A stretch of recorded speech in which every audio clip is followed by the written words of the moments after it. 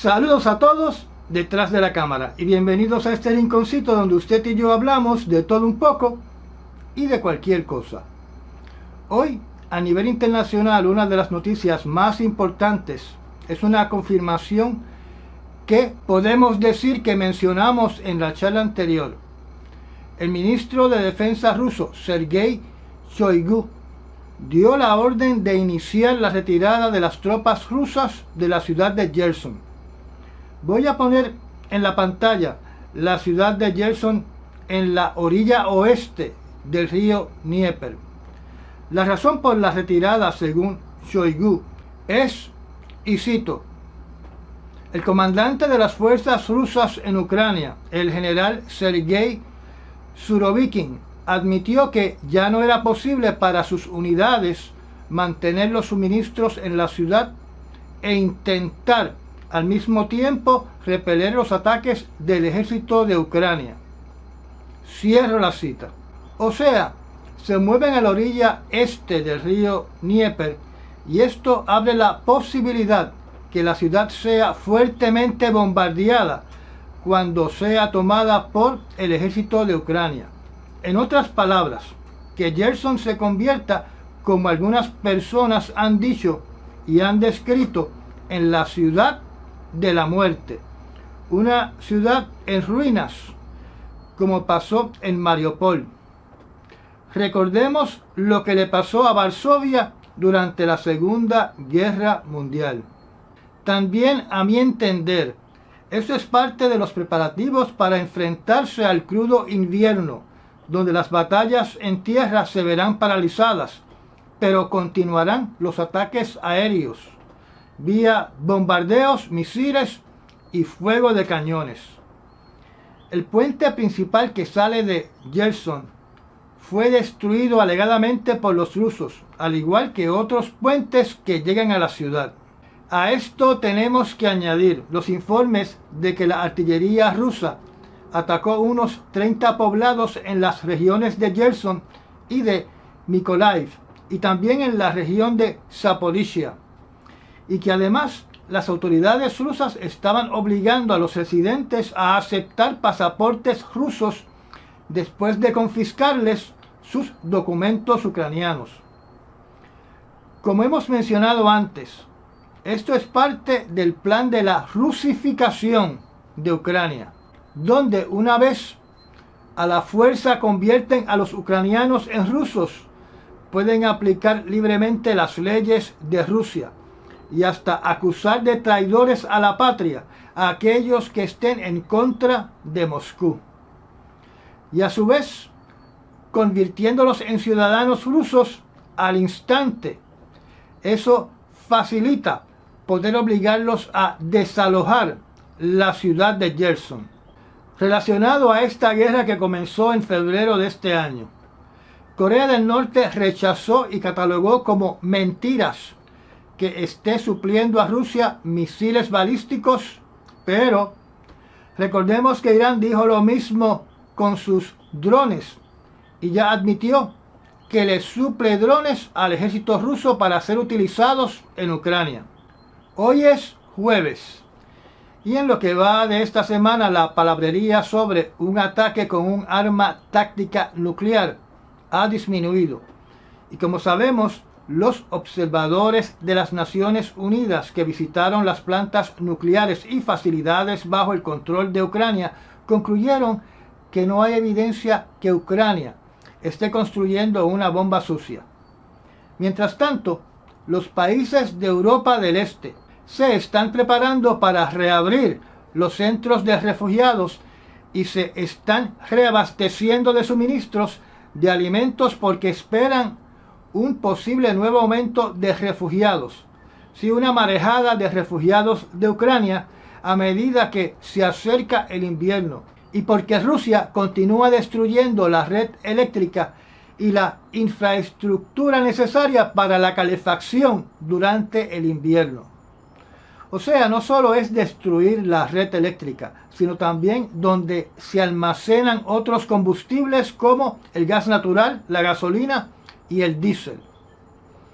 Se cree que unos 6.9 o 6,9 millones de personas se han relocalizado dentro del país de Ucrania por este conflicto, viviendo en condiciones muy duras o paupérrimas, y que muchas de estas familias, de estas personas, tendrán que abandonar el país si quieren sobrevivir el invierno. En otro lugar del planeta, en Egipto, en la cumbre del clima, están sucediendo incidentes que hacen peligrar este esfuerzo a que estas reuniones se den y que sean provechosas.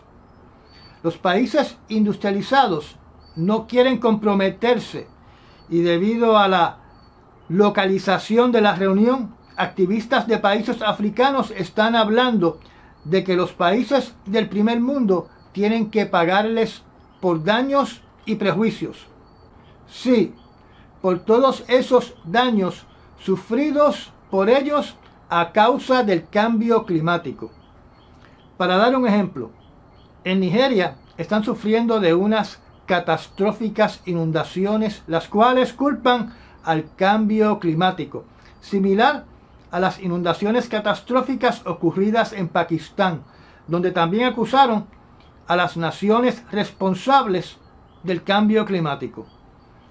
Estos reclamantes quieren que los países más avanzados del mundo paguen por los daños causados por el cambio climático, donde ellos indican de que son estas naciones, las naciones más industrializadas, son los causantes directos de estos cataclismos. En una situación que se va a convertir en un escándalo internacional para la ONU, y vamos a cambiar otra vez de localización geográfica. Y voy a repetir lo que acabo de decir.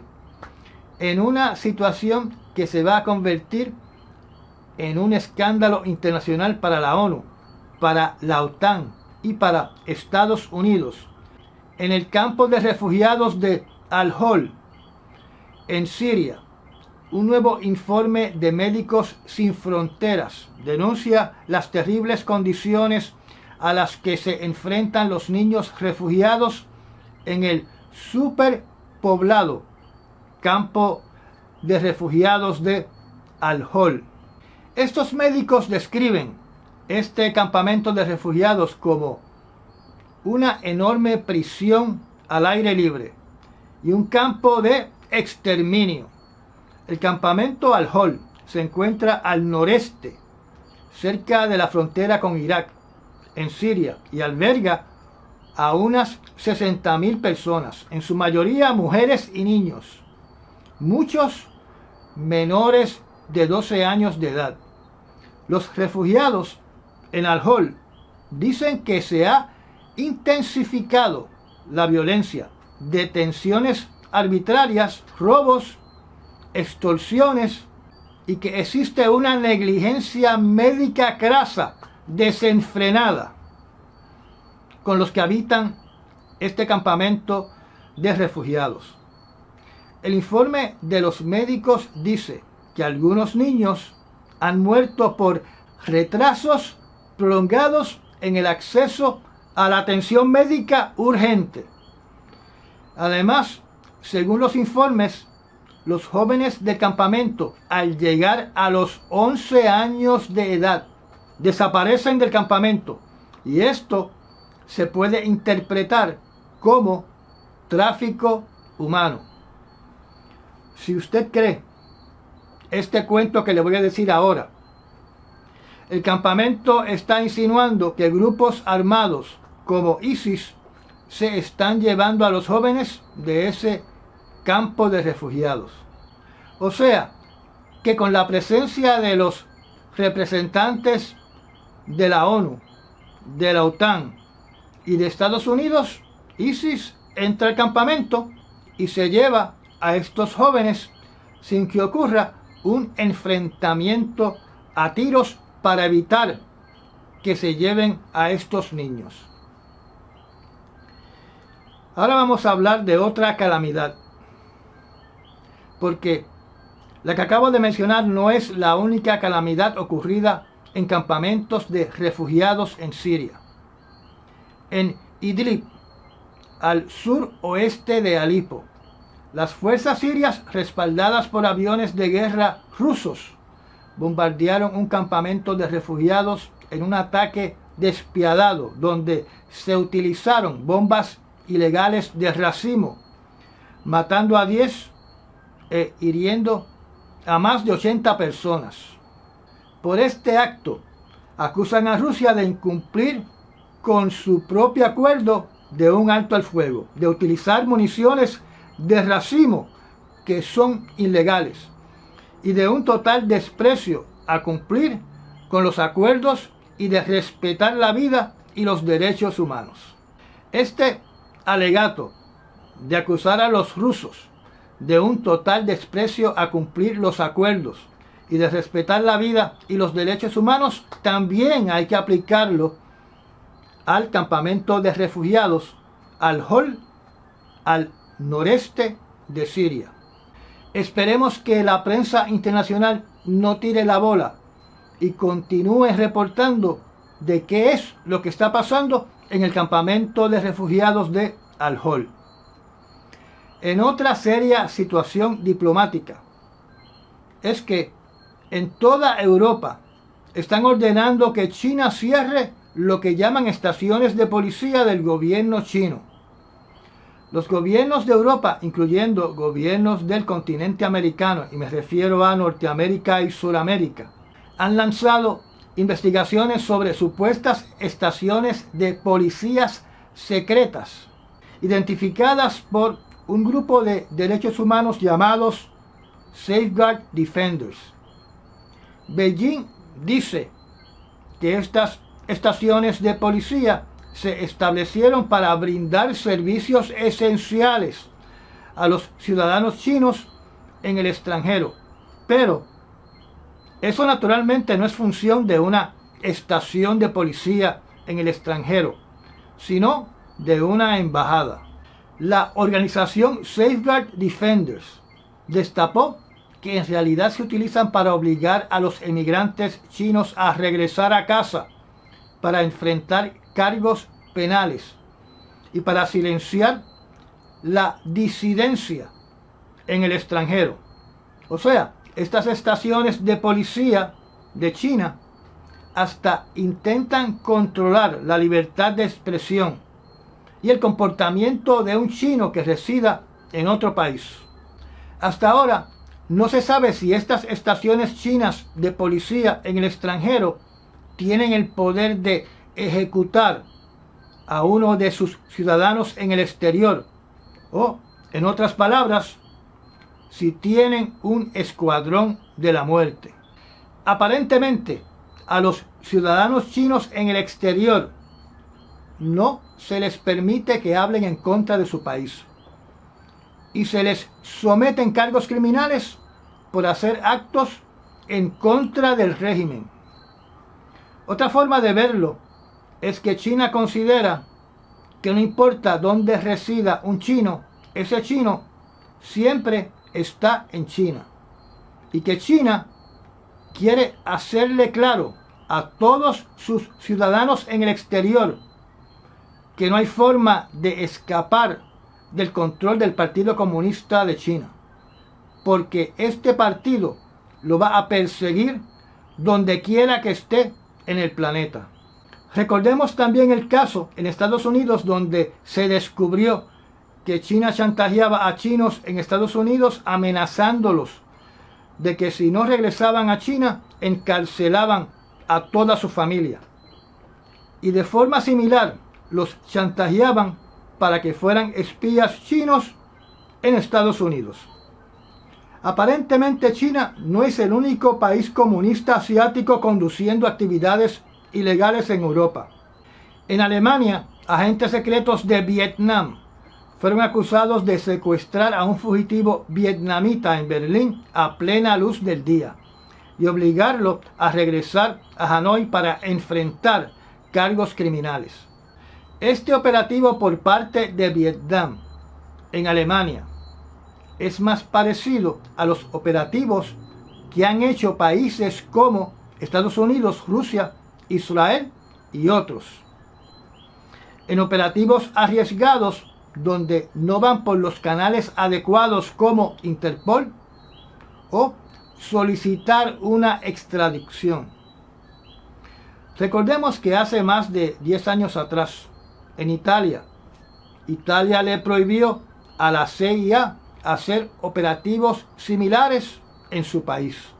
Pero voy a decir lo siguiente: todo país autoritario, con poderosas autocracias y dictaduras, donde se suprime por completo los derechos de sus ciudadanos, se prestan a tener operativos similares a los de China, para controlar así a todos sus ciudadanos en el exterior. En otra noticia que se puede interpretar como una muy buena noticia, Estados Unidos y Rusia acordaron sentarse en la mesa para así negociar el nuevo Tratado de Reducción de Armas Estratégicas o el nuevo Tratado START.